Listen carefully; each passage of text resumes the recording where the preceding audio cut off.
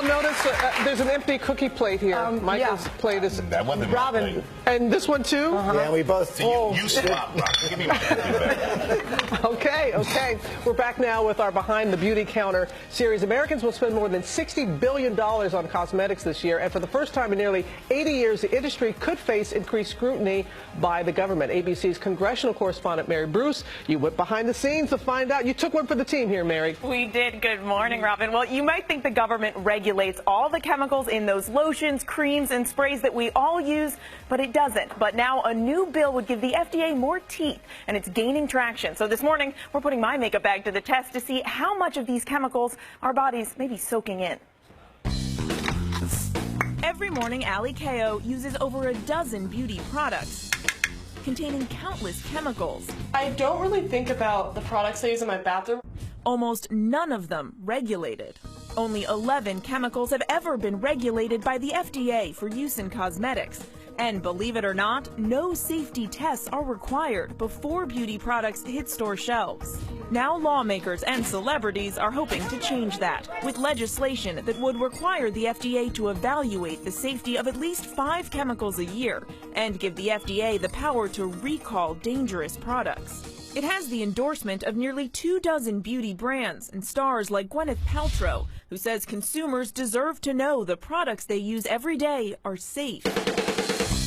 GMA wanted to see if our bodies are actually absorbing the chemicals that we're slathering on, so we put my medicine cabinet to the test.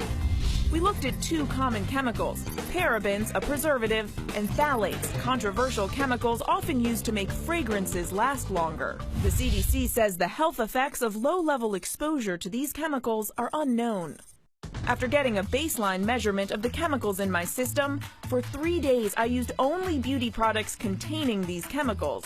Then for 5 days, I cut them out completely, using only low-chemical products for my daily routine. 4 days, no chemicals. Now it's time for the last test.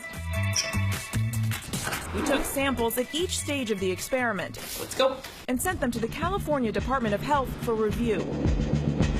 Then met up with University of California, Berkeley researcher Kim Harley for my results. So how did I do? You went up to 386. What? When I switched to using products with the chemicals, the level of parabens in my system went off the charts. So you had a 10-fold increase. And when I changed to the low chemical products, your levels basically plummeted.